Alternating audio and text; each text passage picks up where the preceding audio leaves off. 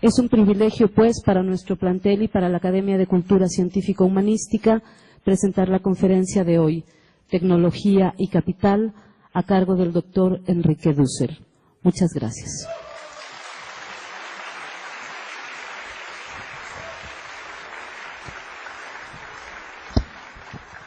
Buenos días. Yo nada más les voy a dar un breve currículum del amplio currículum que tiene el doctor Dussel, ¿no? Para que tratemos de contextualizar los temas que él trabaja, ¿no? Y la obra que ha realizado. El doctor Enrique Dussel nace en el pueblo de La Paz, en la provincia de Mendoza, Argentina. Se exilia en México en 1975 y hoy es mexicano. Es profesor de la Facultad de Filosofía y Letras de la Universidad Nacional Autónoma de México y del Departamento de Filosofía de la Universidad Autónoma Metropolitana. El doctor Enrique Dussel acompañó desde los orígenes de la institucionalización de nuestra universidad y acompañó la creación de la licenciatura en Filosofía e Historia de las Ideas. Estudió filosofía en la Universidad Nacional del Cuyo, en Mendoza, Argentina, y en la Universidad Complutense en Madrid. Estudió historia en la Sorbona de París y estudió teología en París, en Münster. Recibió doctorado honoris causa en Friburgo, Suiza, y de la Universidad de San Andrés, Bolivia. El doctor Dussel es fundador, con otros muchos latinoamericanos, del movimiento de filosofía de la liberación. Ha mantenido diálogo con filósofos como Batimo, Habermas, Rorty, Levinas, y ha escrito más de 50 libros y 400 artículos en distintos idiomas. Ha recibido muchas distinciones y premios y ha sido profesor invitado distinguido de una multitud de universidades en Europa y en Estados Unidos. Durante la primera década del siglo XXI, Dussel formó parte del grupo Modernidad, Colonialidad, el más importante colectivo de pensamiento poscolonial en América Latina. Finalmente, en marzo de 2013, Enrique Dussel fue nombrado rector interino de esta casa de estudios. Entre sus obras, mismas que se pueden consultar en la página web del autor, destacan Para una ética de la liberación latinoamericana, Ética comunitaria, El último Marx y la liberación latinoamericana, etc. Sus textos recientes son 20 tesis de política, filosofía de la cultura, publicado por nuestra universidad, materiales para una política de la liberación y hacia los orígenes de Occidente, meditaciones semitas. El doctor Dussel es un maestro de las humanidades, comprometido con su tiempo, con todos los pueblos latinoamericanos y con la filosofía de la liberación. En nombre de la Academia de Cultura Científico-Humanística, nuevamente damos la bienvenida, señor rector.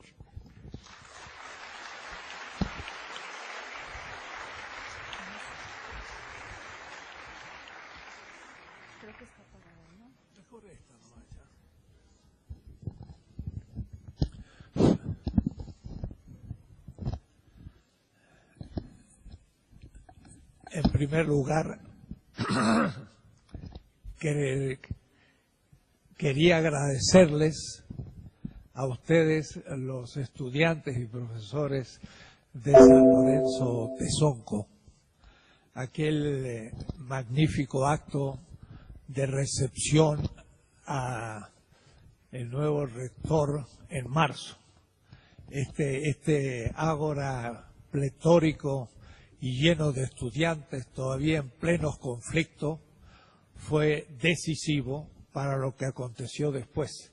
Convenció a la gente de que podía la universidad comenzar una nueva etapa. Por lo tanto, les agradezco íntimamente a este plantel su presencia.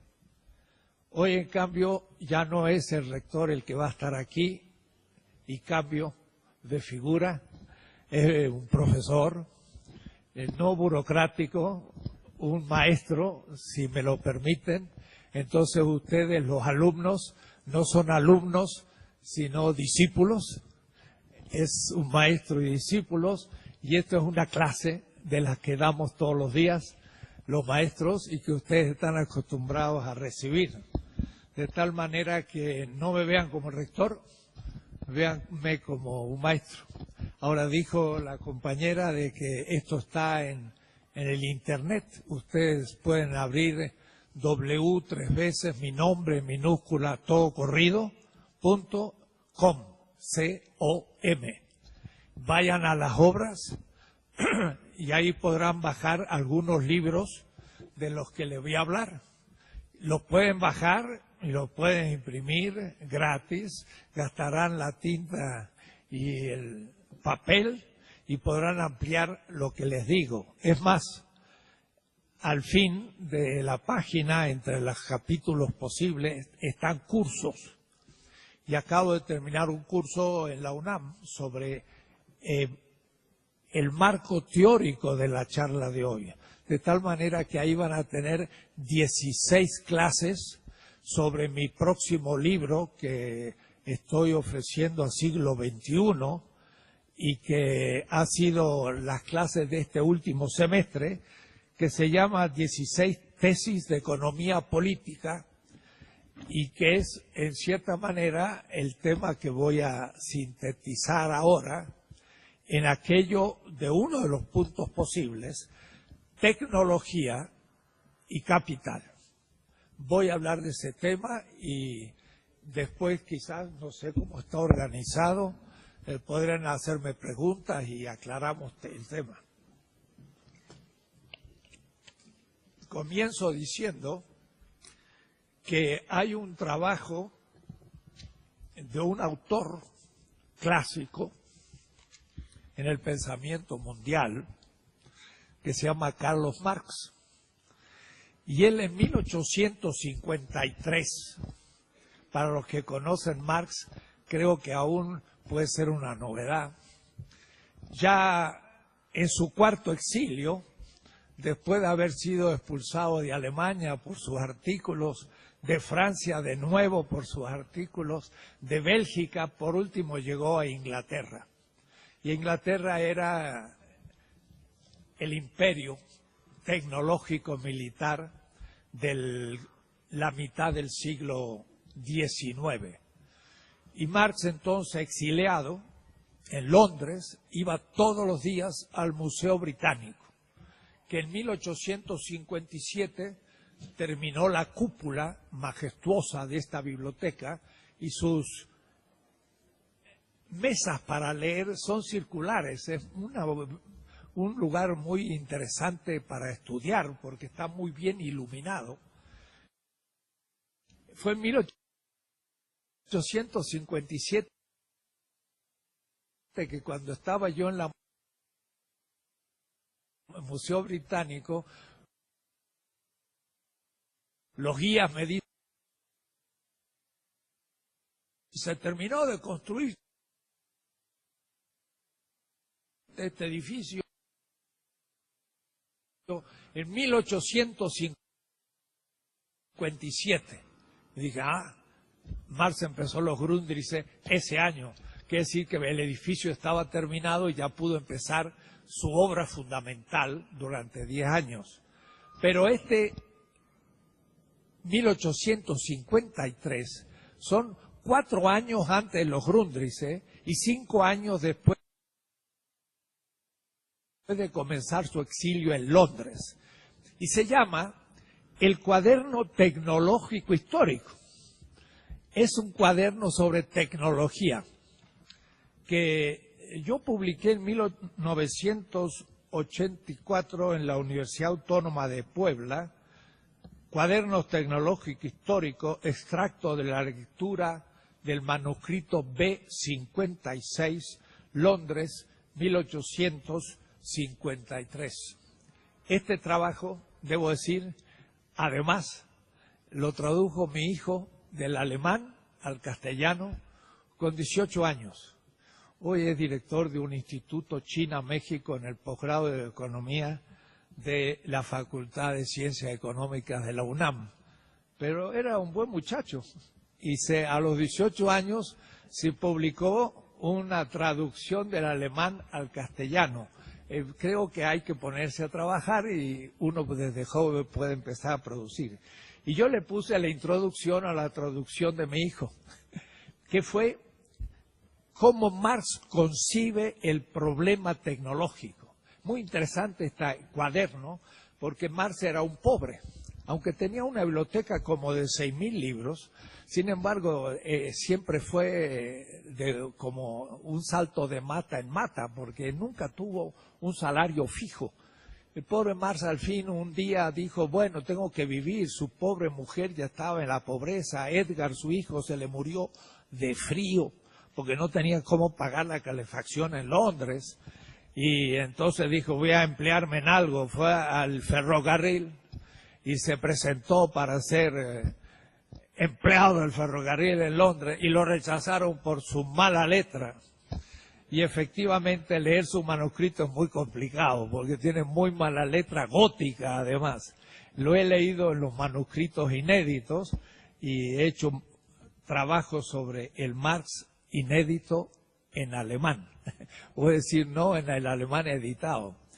Este trabajo es muy bueno y muy interesante porque más lee 8 grandes autores de lo que en la época se llamaba filosofía de la tecnología. Por ejemplo, Pope, la física especialmente aplicada a las artes, a las manufacturas y a los útiles. Y del mismo Pope, historia de las matemáticas desde la antigüedad y los tiempos modernos. Tübingen, 1828. Y así él va tomando apuntes, porque él tiene más de 140 cuadernos de apuntes que iba todos los días al Museo Británico a estudiar. Entonces aquí hay dibujos de máquinas, la máquina a vapor dibujada por Marx con todos los componentes. Es una cosa muy bonita. Pero no les puedo hablar de ese manuscrito, sino que quiero hablar en conjunto. La tecnología en el capital. Para entender esto hay que empezar a entender qué es la tecnología. Y para entender esto hay que empezar por el comienzo. El comienzo de los comienzos en el problema tecnológico es algo obvio. Somos seres vivos. Como una ameba unicelular es un ser vivo. Y en la lógica de la ameba, una sola célula, tenemos ya como el 99% de nuestras funciones. Puede decir, una ameba tiene una membrana, lo cual significa que hay un exterior y un interior. El interior es la corporalidad y el exterior es el medio. Bueno, en el infinito cosmos astronómico, de millones de años luz, de antigüedad y de distancia, en la explosión del Big Bang, como dice la lenguaje cotidiano, el universo son macromoléculas y nada más. Son de una simplicidad atroz. El sistema astronómico. Una célula es millones de veces más complejo que el universo. Si es que no hay otra célula por ahí, en otro sistema que por ahora no hemos descubierto. O es decir, somos un aislado sistema que se da en la Tierra donde surge la vida. La vida, entonces, tiene una membrana externo-interno. Es el único interior que existe en el universo. Porque el interior de la Tierra, que está abajo de la superficie, no es algo distinto físicamente que todo el universo. Mientras que el interior de una célula hay vida. Y el exterior de ella es el medio que permite a la vida en su metabolismo permanecer en vida. Esa ameba tira un pseudópodo y absorbe un poco de una sal para alimentarse. El otro día estuvo en México Lula y apoyó un sistema contra el hambre. Bueno, Lula lo logró en Brasil, yo no creo que otros lo logren tan rápido en otros países y quizá no se dio cuenta de su instrumentalización política. Pero él pudo hablar de una lucha contra el hambre. Ya tiene que ver con la ameba, porque la ameba de alguna manera lanza un pseudópodo para alimentarse. ¿Y por qué se alimenta? Entonces ahí empieza una lógica que no sé si me va a dar esto.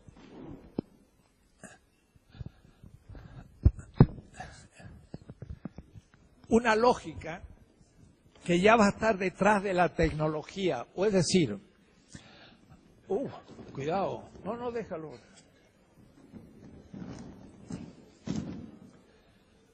Un sujeto vivo. Y entre la ameba y nosotros somos sujetos vivos, todos. Y va a ser la vida el tema. Y el capital, la antivida. Tecnología y vida. Van a ver ustedes cómo se desarrolla el argumento. Somos vivientes. Como somos vivientes, consumimos energía y materia. Y como consumimos energía y materia, tenemos necesidades. Obvio. Necesidades. ¿Qué es una necesidad?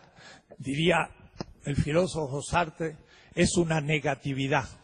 Es una falta de. Por ejemplo, en el comer, una falta de comer.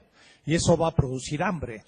La ameba, que no tiene estómago porque es una unicelular, sin embargo, tiene algún tipo de conexión con el alimento posible y lanza un pseudópodo. Miren ustedes la complejidad inmensa para poder hacer ese movimiento, y es una sola célula. Nosotros tenemos millones de células, miles de millones. No nomás que en el neocórtex tenemos 100.000 millones de células, es decir, cerebrales. Entonces, estas a su vez tienen hasta 200.000 conexiones. Es decir, que si tomo 100.000 millones y las multiplico por 200.000, mire la complejidad de un cerebrito chiquito de cada uno de nosotros. Pero bueno, eso viene después. Tenemos necesidades. ¿Qué hacemos? Tenemos que entonces tener satisfactores. Satisfactor es el alimento, lo que nos satisface. Esto es la naturaleza. La naturaleza como medio. En todo el universo no hay un interior y un exterior, y por lo tanto no hay un medio donde la vida permanece. Ya lo hay en la ameba y lo hay en nosotros. El medio. El medio que es el medio ambiente, el problema ecológico, es donde las necesidades se cumplen. ¿Qué significa cumplir una necesidad? Significa que el satisfactor puedo consumirlo y entonces negar la negación. ¿Qué significa negar la negación? Negar el hambre. Y el hambre es un no tener comida. El no tener comida es una negación. Y negar la negación es la satisfacción. Este ciclo, que ya nos podría llevar un semestre, porque esto es complejísimo, le voy a llamar el ciclo de la vida. Aquí todavía no hay tecnología. Hay alguna, pero muy elemental. Pero, como ustedes ven, yo he dicho que hay necesidad y el satisfactor lo consumo, pero no es tan simple la cosa. Hay una evolución de la vida. La ameba llega a ser un multicelular. No lo voy a desarrollar todo hasta llegar a los animales, y los animales desarrollan hasta llegar a los primates hace 70 millones de años, y después de ahí sale pues los distintos tipos de homos. El Homo habilis hace 2 millones de años, y luego hace 150.000 años el Homo sapiens. ¿Cuándo sabemos que surge el sapiens? Sabemos que surge el sapiens porque el Homo sapiens, a diferencia de los otros homos, empieza a desarrollar un sistema de mediaciones, les voy a llamar, o instrumentos que están entre la necesidad y la satisfacción. El Homo habilis usa el fémur, que es un hueso muy grande, como arma, y le pega en la cabeza a otro. Pero después es capaz de tomar una rama y modificarla. Eso ya no lo puede hacer el primate. El primate puede enchufar una rama en otra, si puede, para bajar un plátano. Pero no va a poder con 2 ramos hacer un nudo. Ahí ya no le funciona su cerebro a tal punto. El Homo sapiens aparece, y el Homo, por un desarrollo de los instrumentos. ¿Los instrumentos qué son? Los instrumentos son una manera de poder habérselas con la naturaleza por algo que no existe en un primer momento aún en el desarrollo de la especie humana, que son instrumentos cada vez más elaborados, porque el ser humano sí empieza a trabajar. Entonces, el sujeto viviente tiene necesidades, pero ahora va a tener que tener instrumentos, y estos instrumentos van a desarrollar a la naturaleza como materia de trabajo. Aquí no había trabajo, o si había trabajo era solamente para agarrar un plátano de un árbol. Pero cuando se me terminaron los plátanos, dije, y ahora hay que plantar el plátano. Y entonces surge el trabajo. El trabajo y el instrumento, ya tenemos el problema de la el problema de la tecnología en su origen. Y entonces, aún la humanidad, luego viene, claro, el consumo y la sobrevivencia. Por aquí es que se va a dar la historia de la tecnología. En el Paleolítico, ya el Homo sapiens hace 150.000 años, hace 100.000 años, el ser humano, ¿qué hacía? Era un recolector de raíces, recolectaba por su trabajo lo existente en la naturaleza. O cazaba los animales, claro, tenía que desarrollar la técnica de la caza, pero de todas maneras corría la liebre o cazaba un ciervo o una vaca o como ustedes quieran. Y después aún recolectaba, recolectores. Pero la gran revolución es la que empieza ya, y yo lo dije en mi charla cuando tomé el rectorado aquí, es el Neolítico.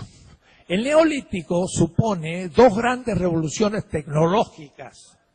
Primero, la agricultura. Ya no vamos a recolectar raíces o tomar plátano de los árboles. Ahora vamos a producir alimentos. Y entonces se racionaliza el parasitismo vegetal y animal, yo digo. Somos parásitos. Somos como gusanitos que comen hojas y que se comen los otros animales. Somos parásitos. Y al comienzo indefensos ante los grandes tigres y leones, el animal homo estaba en las ramas bajándose de ellas en el este del África, ciertamente, por ahí por el lago Victoria, Nigeria, Uganda, ahí nació la especie humana, ciertamente. Pero este ser humano ahora domesticó, racionalizó su parasitismo vegetal. Como no podemos hacer el proceso fotosintético, nos comemos a las hojitas y a los vegetales que ya lo hacen. Y como no podemos tampoco vivir solo de ramas, cuando el primate tuvo que bajarse de los árboles en el África Oriental porque se le secaron las selvas, se tuvo que poner de pie para ver un poco más lejos, y esto le modificó la nuca, el cerebro, etcétera, y fue la evolución humana, y esta evolución humana empezó a comer de todo. No solo las hojas de las selvas como los primates, sino que se comió los otros animales también, y eso que fue el pastoreo. El pastoreo es una racionalización del parasitismo proteico del ser humano. Somos parásitos también de los otros animales. Y entonces, gracias a la agricultura y el pastoreo, surgen las ciudades. Porque entonces ahora sí se puede tener alimento. El alimento de la ameba.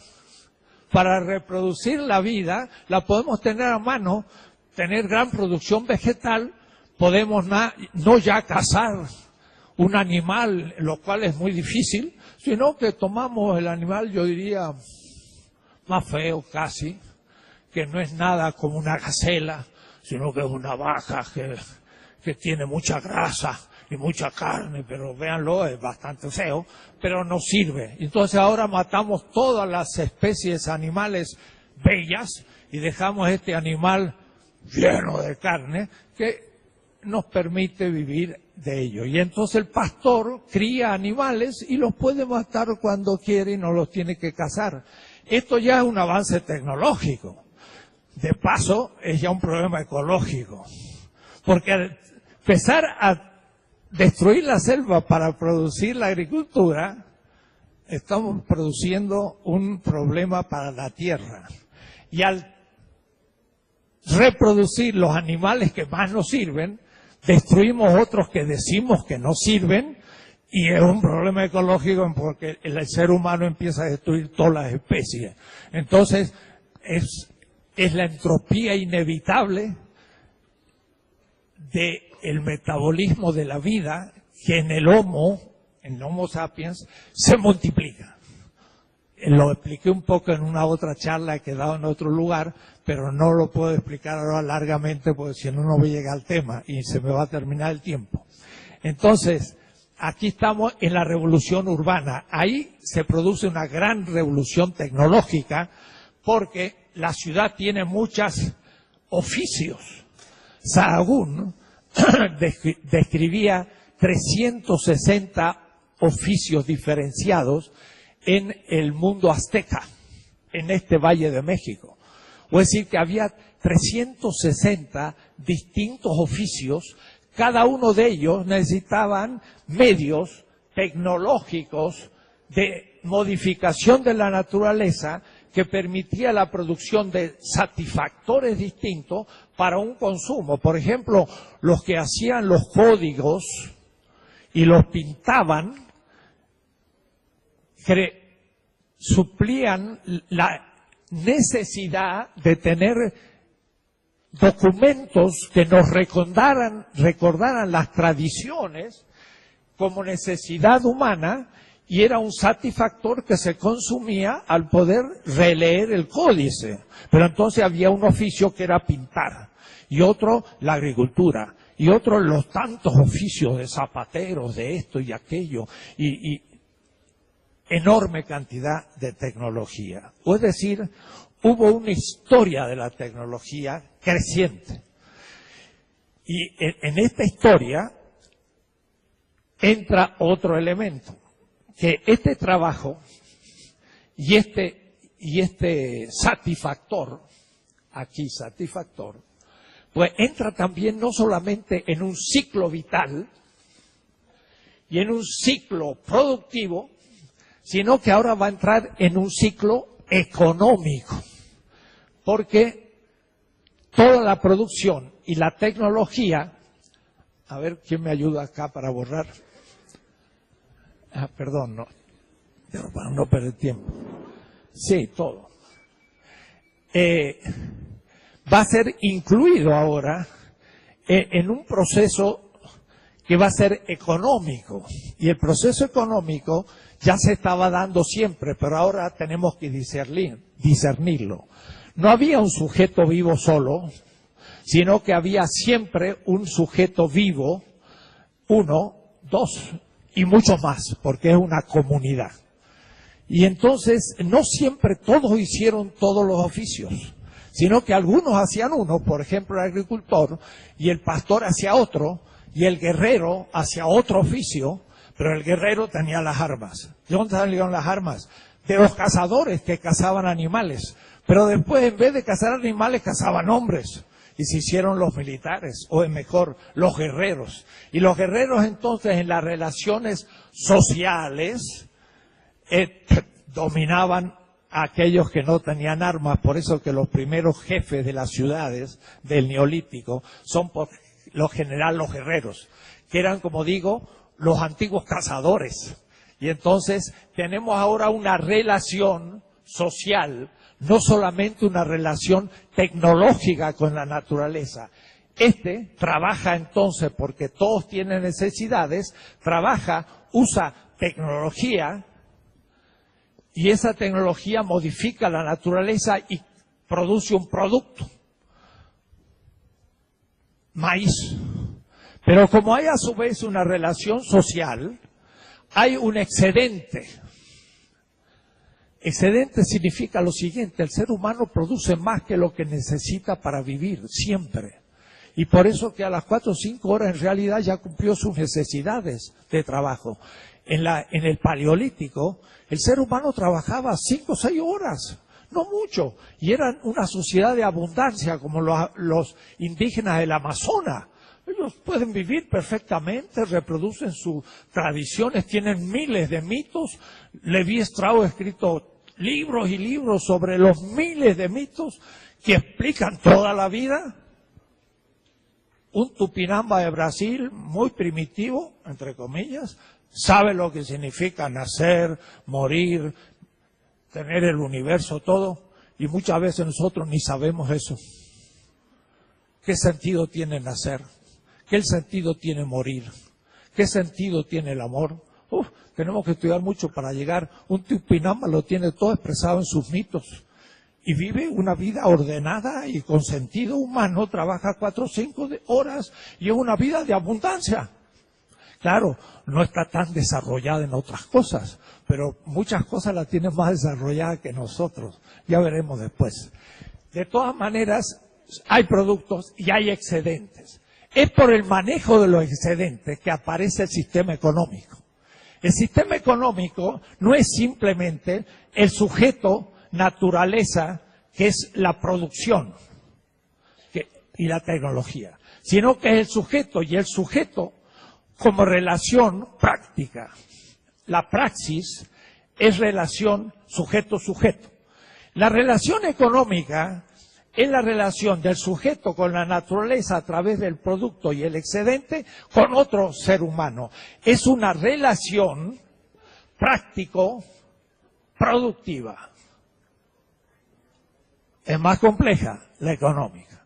Entonces, si yo tengo ciencia y tecnología, por ejemplo, la tecnología es la relación sujeto-naturaleza. Pero lo que pasa es que la relación sujeto-naturaleza está subsumida en un sistema más complejo económico, donde incluye la relación de los sujetos, porque es una relación económica. Entonces, hay 3 niveles.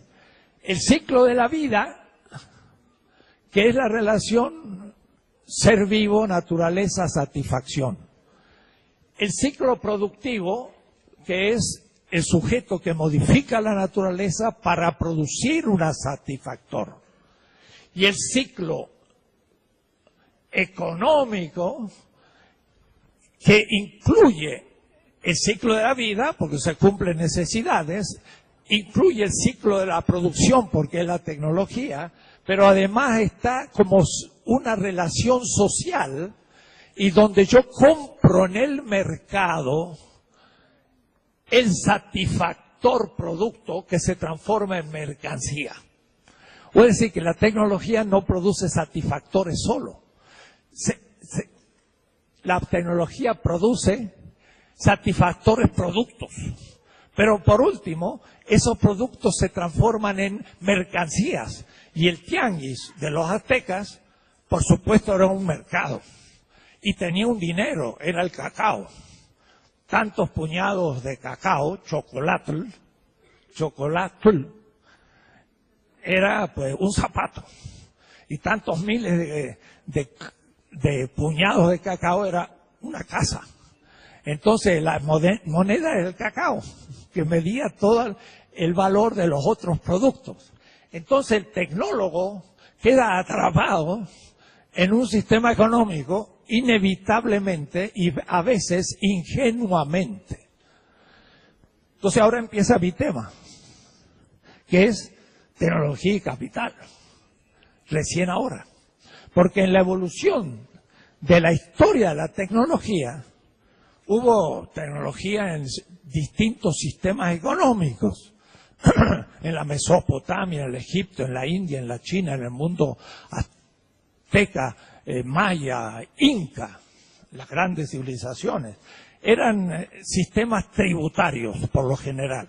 Es decir, el campesino dominado por clases casi siempre guerreras o sacerdotales, etcétera, etcétera, de la producción del campesino, que en gran parte consumía, exigía, por ejemplo, un tributo. Una parte de su producción tiene que ir a la élite dominadora de México, Tenochtitlan, y exigía entonces a un grupo otomí pagarle anualmente tanta cantidad de maíz y tantas huaraches y tantos, y había que pagar el tributo, porque habían sido dominados militarmente. Y entonces el tributo era la manera que la clase dominante o el grupo dominante pues vivía mejor, además pagaba su ejército, la administración y la dominación del sistema. Y entonces los sistemas no eran equivalenciales, porque cierta gente producía el excedente pero ya no lo consumía, sino que se lo consumía la élite o el grupo dominador. Y seguiremos adelante. Hasta llegar al 1492, la expansión de Europa y lo que llamamos la modernidad. En la modernidad, el sistema económico da un vuelco y aparece lo que vamos a llamar técnicamente, inevitablemente, para todas las ideologías, desde la de Adam Smith hasta von Hayek, el capitalismo. Entonces, el capitalismo, el colonialismo, el eurocentrismo y muchos otros fenómenos son simultáneos y modernos a partir del siglo XV. Y México está al origen de esta modernidad, porque México va a dar a Europa el primer capital acumulado, que va a ser en el fondo la plata de Zacatecas, de las minas, y también los incas, pero en el sur, la gran mina del Potosí en Bolivia, que en el siglo XVI va a dar 20.000 toneladas de plata, una mina. Ahora, para sacar 20.000 toneladas de plata de una mina, se necesita mucha tecnología, porque la mina se puede inundar y hay que sacar. Y hay que sacarla a gran profundidad muchas veces. Y hay que tener buenos picos y palas. Y hay que después separar la plata de lo que no es plata, para la plata pura llevarla desde el Potosí por asnos hasta el puerto del Callao, pasar por el Pacífico, pasar, ¿y con qué? Con una gran revolución tecnológica naviera. Era la carabela, y esa carabela pasaba a San Juan de Ulúa hasta México e iba a España y se acumulaba en China. ¡Ja! Los europeos estaban atrasadísimos tecnológicamente. El pueblo más avanzado de la tierra eran los chinos. Hasta 1800 Europa no pudo vender nada a China porque estaba más adelantada y compraba en el mercado europeo con la plata americana. Miren qué notable, ¿no? Entonces, miren cómo de pronto la historia latinoamericana se une a la asiática y a la europea, y hay que tener una visión mundial para poder leer el diario. Porque dice, la China hizo tal cosa, ¡uy, qué milagro! ¡Qué milagro! Milagro si usted no sabe la vida. Milagro que este boxeador le venció al otro. ¿Por qué? Porque como no lo conocía, surgió de nada y lo noqueó.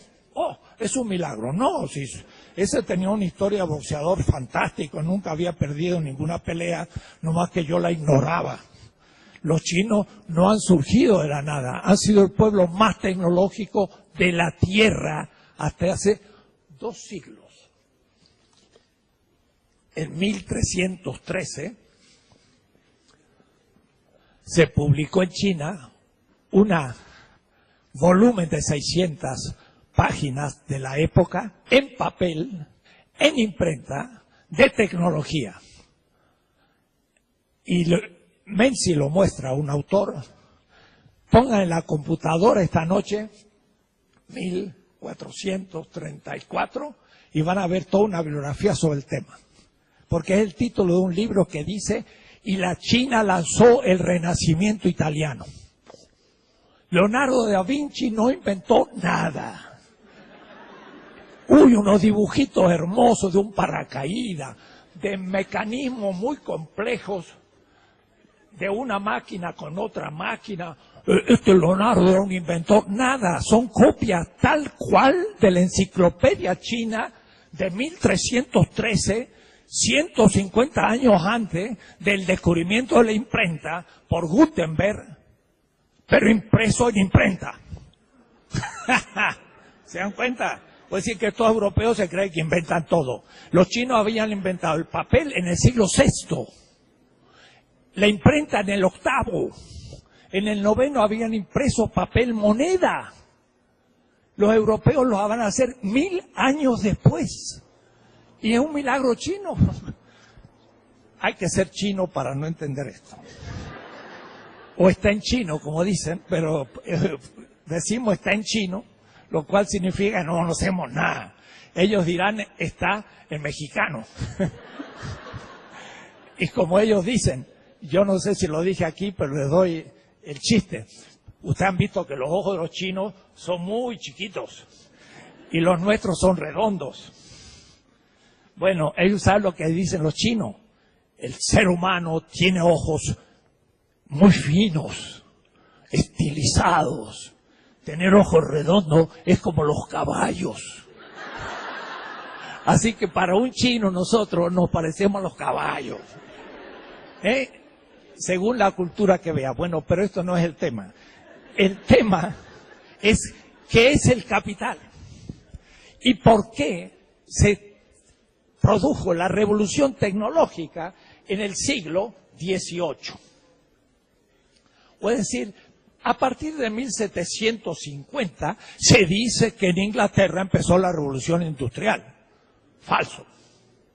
En mi libro que estoy publicando, les doy una larga bibliografía sobre el anticipo por un siglo de la revolución industrial en el valle del Yangtze, China. Y casi todos los inventos ingleses son copia también de los inventos chinos. Empezando por el acero. En Sheffield se hizo la primera fábrica inglesa de acero. Pero dice Hobson, un autor que cito, van a leerlo ustedes, lo pueden ver en mi página, que los que instalaron la fábrica de acero, la primera en Inglaterra, Sheffield, fueron técnicos chinos, que habían descubierto el acero en el siglo II. Es decir, 16 siglos antes. Esto para caer del eurocentrismo que con el capitalismo y el colonialismo tienen en la cabeza la mayoría de mis colegas. Son todos eurocéntricos, queridos alumnos. Ustedes van a ser la primera generación no eurocéntrica en el mundo y en América Latina y quizás en México si la Universidad Autónoma de la Ciudad de México se pone a la punta de la ciencia, que empieza por superar el eurocentrismo. Yo les estoy dando materiales para una revolución epistemológica. Está de moda en Estados Unidos, en Alemania, en América Latina, la descolonización epistemológica. Significa dejar de ser colonias científicos. Y estamos, un servidor, con otros equipos, trabajando en primera punta este tema. Y cuando yo lo explico en las universidades europeas, Berlín, o Duke, o París, que hace poco estuve, yo no le pregunto a los profesores europeos el tema, les enseño a los profesores universitarios para que se descolonicen su propia cabeza europea y norteamericana. Y le hablo de estas cosas de la China, y los profesores viejos, pero que para mí son jóvenes, porque soy más viejo que ellos, porque en Europa y en Estados Unidos a los 65 años se jubilan porque tienen buenas jubilaciones. Pero en México, como no tenemos jubilaciones, pues salimos con los tenis por delante. Y vamos a dar clase hasta ahí. Entonces yo a cualquier lado que voy les digo a los profesores jóvenes. Hace poco estuve en Yale, en Estados Unidos, me recibió el claustro de filosofía. Uno me había leído cuando era estudiante. Y Y eran 45, 50 años. Digo, ay, qué claustro joven tienen ustedes. y me sentí el maestro de los profesores en las universidades norteamericanas, europeas. Estamos en la punta crítica de la epistemología mundial. Estas cosas no se dicen en ningún lado. Europa imitó al Oriente y después se puso a la cabeza, de acuerdo. Y hoy, vamos a ver qué pasa. En el siglo XVIII, vuelvo al tema, el capitalismo pasó a una segunda etapa. La primera, del siglo XV hasta el XVIII, fue el mercantilismo. El mercantilismo no hizo realmente una gran revolución tecnológica, sino que utilizó ciertas tecnologías. Por ejemplo, la primera revolucionaria fue la industria, o mejor, la tecnología de la navegación. ¿Por qué? Porque Europa, que era 70 millones de habitantes y 1,5 millones de kilómetros cuadrados, que entraba 2 veces en México, en el 1492 estaba sitiada por el Imperio Otomano y los árabes estaban en Marruecos, en Egipto, en el Medio Oriente, en toda lo que es los desiertos al norte del Himalaya, estaban en Afganistán, en la India con el Imperio Mogol, estaba en Malaca, hasta Filipinas. Los árabes estaban de Marruecos a Filipinas, del Atlántico hasta el Pacífico. Europa era una cultura subdesarrollada, periférica y secundaria en la historia. Los árabes estaban en el centro. Y en Bagdad estaba el centro de la ciencia. En el siglo IX los matemáticos de Bagdad eran los grandes matemáticos de la Tierra. Nuestros números son 1, 2, 3. Arábigos los inventaron en Bagdad los matemáticos. El álgebra es una disciplina de la matemática. No, es el nombre del matemático de Bagdad. El álgebra. Se llamaba así el matemático. Era el MIT de la época, Bagdad, la casa de la sabiduría. Digo esto porque Europa estaba subdesarrollada. Pero ¿cómo hacer para salir de su enclaustramiento? Había que salir al mar. No había de otras, porque los demás estaban perdidos. Entonces, 1441, un invento tecnológico, la carabela. La carabela es un barquito que tiene 30 metros de largo, 40, muy chiquito. Tiene solamente 50 toneladas para llevar. Un nao chino tenía 1.000 toneladas. Descubrieron América, el África, la Australia, antes que Colón, en el siglo XV. Los chinos habían descubierto todo el mundo. Los europeos y portugueses navegaron con mapas chinos. Colón llegó a América con un mapa chino, pero creyó que estaba al sur de la China. Y hasta su cuarto viaje, cuando llegó a Panamá, dijo, estamos a 10 días de navegación del Ganges, porque creía que Sudamérica era una península al sur de la China, en un mapa mal hecho en Venecia, comprado a los chinos. Sudamérica estaba perfectamente dibujada al sur de la China en un mapa de 1487 de Enricus Martellus, que está en el Museo Británico, donde está un mapa de una península al sur de la China, que era América del Sur. Hasta se ve el río de la Plata y el Amazonas. Y está dibujado no solo la parte atlántica, sino la pacífica, Perú y todo, en un mapa de 1487. Bueno, la navegación fue la primera tecnología que lanzó la astronomía como ciencia y que fue a su vez exigido por el primer capitalismo, que era mercantil.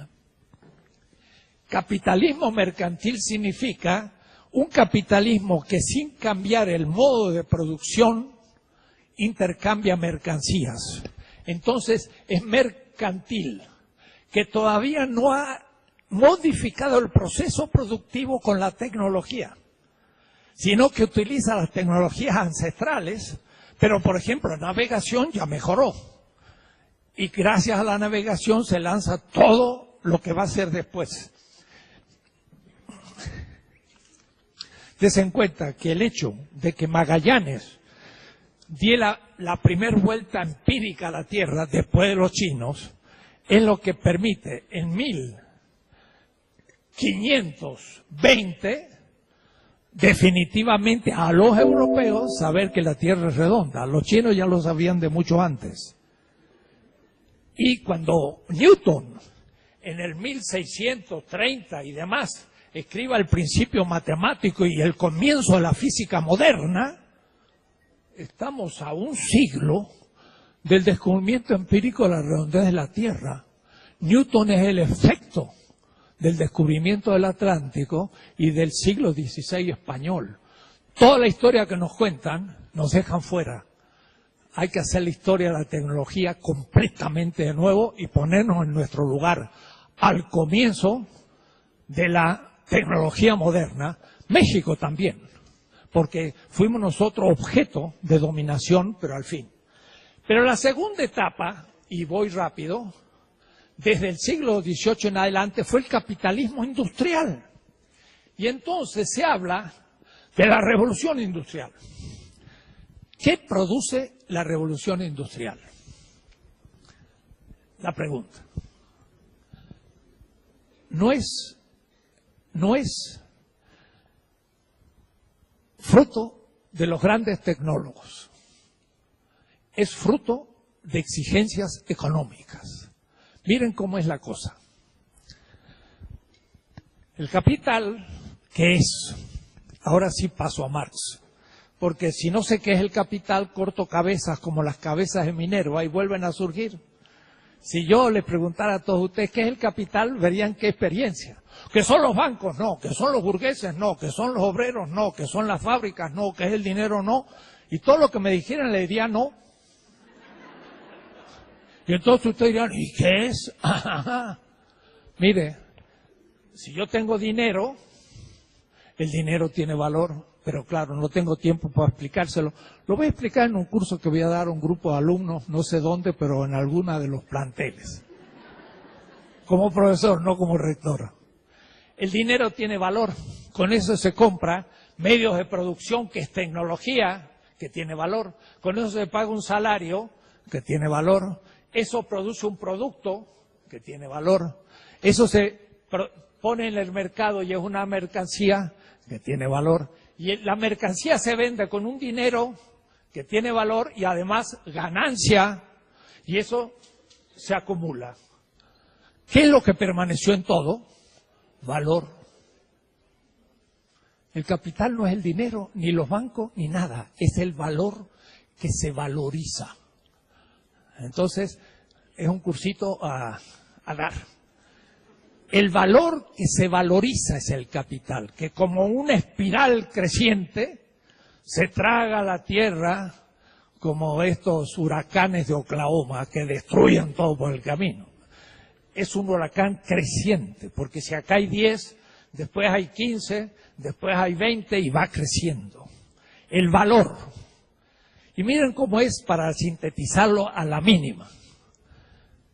Cuando produzco esta mesa, como yo no tengo tecnología y lo hago con una sierra tradicional y me dura 20 horas, entonces el producto lo simplifico, tiene 20 de valor, o pongamos que el valor es precio, lo cual es todo un problema, pero pongamos que fuera el precio. Pero si yo tengo ya una sierra automática, ya lo hago más rápido y gasto 15, tiene 15 de valor. Pero otro tiene una mejor tecnología y entonces la usa por 10. La mesa misma tiene 10, 15 y 20 de valor según la tecnología que he usado, porque con mejor tecnología gasto menos tiempo, ahorro salario y bueno, entonces tengo más ganancia. En la competencia, que es la esencia del proceso del mercado, se igualizan los precios. De tal manera que si yo la vendo por 10, la produzco por 10, pero la media es 15, porque 20, 15 y 10, he dado un ejemplo fácil, la media es 15. Quiere decir que el que produjo 20 perdió 5. El que produjo por 15 recupera lo que puso, y el que la produjo por 10 tuvo ganancia extraordinaria, más. ¿Se dan cuenta el tema? El que tiene mejor tecnología recupera lo que puso y además tiene ganancia. Este más 5 le permite mejor su tecnología, hacer más propaganda y liquida a los otros dos capitales que no pueden usar porque están perdiendo. El primero transfiere plusvalor al tercero porque tiene que vender por 15 pero gastó 20. Pero si sacó 6 de plusvalor, todavía gana 1.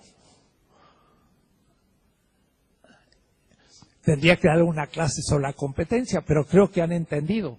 Entonces, ¿qué hay que hacer? Tener mejor tecnología. ¿Y qué hacen el siglo XVIII los capitalistas nacientes imitando a los chinos en Inglaterra? Lanzan concursos. ¿Quién puede inventar una máquina para no tener que estar dándole vuelta y hacer el hilo para tejidos? Y ahí estaba la gente dándole la rueda, como lo hacían nuestras indígenas, para hacer un hilo.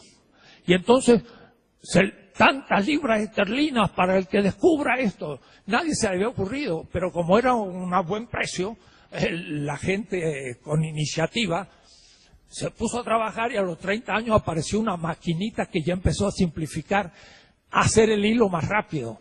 Y así se fueron haciendo concursos pagados por el capital a tecnólogos inexistentes que surgieron por las buenas posibilidades del premio. La economía lanzó la tecnología y fue la revolución industrial. ¿Por qué? Porque el capitalismo es el primer sistema histórico mundial que exige la tecnología para producir una mercancía con menor valor, o es decir, menor precio, en el fenómeno de la competencia. ¿Se entiende? Está fácil, ¿no? Si no está fácil, póngase a estudiar, lean la tesis 7 de mi curso que está en mi página. Hay una, ¿qué es la competencia? Entonces, la revolución industrial, en realidad, fue el fruto de la exigencia del mercado capitalista de producir productos con menos valor. Ya he tocado el tema tecnología y capital, pero diríamos que recién empieza. Porque ahora, miren el problema. ¿Qué tecnología se crea? Aquella que en el corto plazo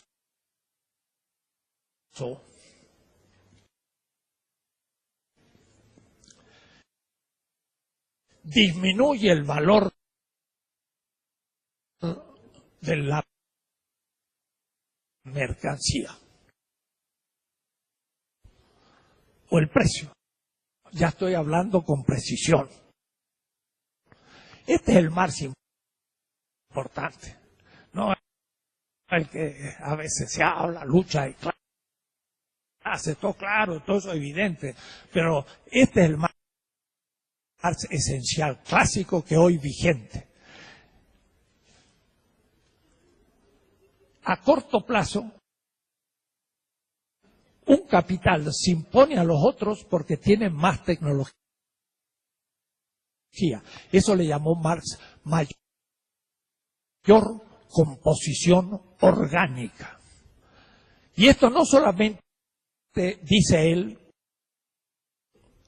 y esto no lo vieron los marxistas, tampoco en México. Y Agustín Cuevas, un gran marxista, se equivoca, dice